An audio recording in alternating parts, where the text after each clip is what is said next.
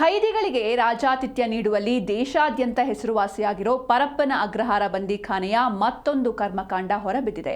ಹೊರಗಿನಿಂದ ಹಣ್ಣು ಮುಂತಾದ ವಸ್ತುಗಳನ್ನು ತೆಗೆದುಕೊಂಡು ಬಂದು ಜೈಲಿನಲ್ಲಿ ಖೈದಿಗಳು ವೈನ್ ಮುಂತಾದ ಮದ್ಯ ತಯಾರಿಕೆಯಲ್ಲಿ ನಿರತರಾಗಿದ್ದಾರೆಂಬ ಆರೋಪ ಕೇಳಿ ಬಂದಿದೆ.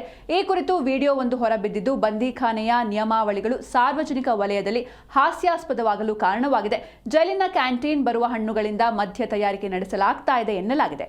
ಖೈದಿಗಳನ್ನು ನೋಡಲು ಬರೋರು ಕೂಡ ಹಣ್ಣು ತರುವುದು ಸಾಮಾನ್ಯ. ಆಪಲ್, ದ್ರಾಕ್ಷಿ ಮತ್ತು ಪೈನಾಪಲ್ಗಳನ್ನು ಕೊಳೆಸಿ ಅದಕ್ಕೆ ಈಸ್ಟ್ ಮಿಕ್ಸ್ ಮಾಡಿ ಬಳಿಕ ಬಾಟಲಿಗಳಲ್ಲಿ ಶೇಖರಣೆ ಮಾಡಿ ಇಡಲಾಗ್ತಾ ಇತ್ತು. ಅದು ಆಲ್ಕೋಹಾಲ್ಗೆ ಪರಿವರ್ತನೆ ಆದ ಬಳಿಕ ಬಾಟಲ್ ಓಪನ್ ಮಾಡ್ತಿದ್ದಾರೆ ಎನ್ನಲಾಗಿದೆ. 3 ದಿನಗಳ ಕಾಲ ಬಿಟ್ಟು ಬಾಟಲ್ ಓಪನ್ ಮಾಡ್ತಿದ್ದ ಖೈದಿಗಳು ಅಲ್ಲಿರೋ ಬೇರೆ ಖೈದಿಗಳಿಗೆ ಮಾರಾಟ ಮಾಡ್ತಿದ್ದಾರೆ ಎನ್ನಲಾಗಿದೆ.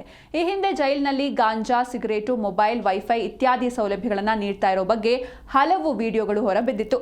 ಈಗ ಇನ್ನೂ ಒಂದು ಹೆಜ್ಜೆ ಮುಂದೆ ಇಟ್ಟಿರುವ ಬಂದಿಖಾನೆಯ ಅಧಿಕಾರಿಗಳು ಗೃಹ ಕೈಗಾರಿಕೆಗೆ ಪ್ರೋತ್ಸಾಹ ನೀಡುವ ನಿಟ್ಟಿನಲ್ಲಿ ಎಂಬಂತೆ ಹೊರಗಿನ ಮದ್ಯಕ್ಕೆ ಬದಲಾಗಿ ಜೈಲಿನಲ್ಲಿಯೇ ತಯಾರಿಸಿದ ದೇಶಿ ಮದ್ಯದ ತಯಾರಿಕೆಗೆ ಅನುವು ಮಾಡಿಕೊಟ್ಟಿರುವ ವಿಷಯ ಬೆಳಕಿಗೆ ಬಂದಿದೆ.